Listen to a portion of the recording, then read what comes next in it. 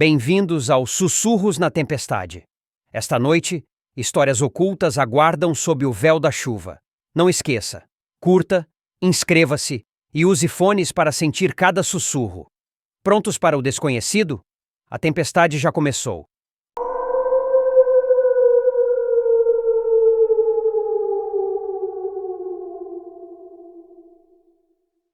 Escolhi o prédio mais alto da cidade, onde teria certeza que, depois que eu subisse na parte cortando os céus, ninguém me impediria.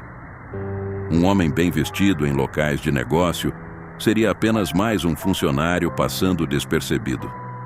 Ninguém se preocupou quando eu entrei pela porta da frente, procurei o elevador e subi com os outros. Nem sequer olharam dentro dos meus olhos e perceberam o quanto eu estava desconcertado. Saí logo em seguida. Entrei no escritório acima dos outros, coloquei na porta em minhas costas uma cadeira, impossibilitando que alguém entrasse facilmente, e abri a janela. Foi quando me aproximei da sacada e o vento tentou me empurrar para dentro, tão forte quanto uma tempestade. Mas eu estava vazio por muito tempo. Examinei as movimentações embaixo e todos pareciam formigas. Estava sendo tudo mais fácil do que imaginei. Coloquei o primeiro pé. O outro foi arrastado logo em seguida. O sol não estava quente o quanto me preocupei, coisas ficaram borbulhando na minha mente.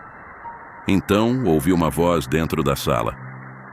Não se movimente mais, eu sei que você é uma boa pessoa e não precisa fazer isso. Por favor, me ouça. Tentei olhar e não tinha ninguém próximo, mas a voz estava ali e me deixou um pouco aflito. Não queria que tudo acabasse como um louco, pois sei muito bem o que estava fazendo. Coloquei o segundo pé para dentro do escritório quando o vento ficou um pouco mais forte e uma aglomeração de formigas estava apontando para cima, e pude prestar atenção em um turbilhão de vozes se espalhando lá embaixo. Tinha certeza de que não havia ninguém no momento em que tranquei a porta, porém apareceu um homem bem vestido. Certamente responsável por esse prédio, um sujeito com os olhos frios, expressando calma e paciência. Não era a primeira vez que estava lidando com situações ao extremo. Sua preocupação diante da situação era bem clara. Levantou suas mãos e parecia controlar os meus nervos da forma que tentava amenizar o que eu estava passando. Em contrapartida, aquele timbre ficava estremecendo e comunicando-se como se fosse um megafone baixo. Não consigo ver pessoas tristes fazendo besteira, disse ele com tanta aflição e desgosto no seu rosto que me deixou um pouco comovido. Coloquei o outro pé para dentro, mas quando ele percebeu que eu estava distante, novamente voltei para a sacada e ele parou de caminhar em minha direção. A forma lenta e calculista interrompeu a maneira que estava rastejando o seu corpo em minha direção. Quando voltei para a janela, já não estava mais soprando e carros de polícia estavam na calçada. A porta começou a sacudir distante de nós dois, e ele recorreu a apelar falando sobre os meus filhos, a minha esposa fixando na aliança no meu dedo e dizendo que as pessoas precisavam de mim, apesar dos momentos ruins. Eu tinha tudo que qualquer um sonha na vida: um bom emprego, crianças saudáveis e exemplares, esposa dedicada e que me amava. Observando suas palavras, me senti péssimo, como se eu nunca estivesse valorizado tudo que eu tive na vida, que foi suficiente, apenas reclamando. Sei que nem sempre conselhos conseguem preencher o vazio que alguém tem dentro da alma.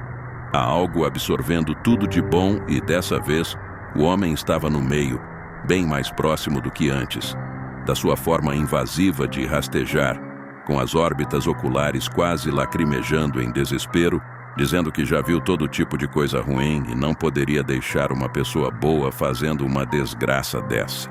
A maneira que dizia parecia me conhecer talvez melhor do que eu mesmo. Apesar dos esforços desse cara, eu estava pronto. Foi muito bom criar esperanças, ouvir palavras de alguém que se importou com os meus sentimentos e tentou saber o que eu estava passando e o que me atormenta no momento. Quando percebeu que quase o meu corpo todo estava para fora do escritório, expôs que provaria, vozes gritando em sua garganta aparentemente no último esforço restante. Me pediu para fechar os olhos por um segundo. Disse que era a única coisa que desejava de mim. Sentindo compaixão por seu desespero frustrante, eu o fiz. Seja lá o que esse homem já passou, suas palavras eram como se fosse o melhor psiquiatra do mundo e tentou dizer o quanto a minha família se perderia depois que eu fizesse isso. A minha mulher não iria superar. Os meus parentes não suportariam e eu perderia tudo que construí. As pessoas lá embaixo aumentando, crianças abaladas e sem entender, adultos chegando das suas ocupações. Seria um trauma ver um corpo destruído na calçada. Pode criar, no escuro da mente, coisas pavorosas que minha escolha errada causaria na vida dos outros. Um terror chocante e verdadeiro. A cadeira, eu já não estava mais suportando as investidas do outro lado, e antes que a porta fosse arrebentada por outras pessoas preocupadas comigo, aquele homem me salvou.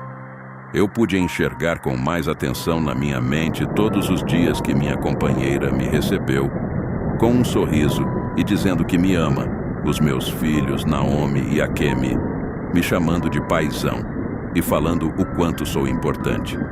Até os meus parentes sempre me recebendo bem, apesar dos meus problemas emocionais. Não faz sentido destruir a vida deles, e ele, batendo palma e dizendo o quanto eu fui bem, continuava atrás de mim, percebendo o quanto eu estava me afastando da janela.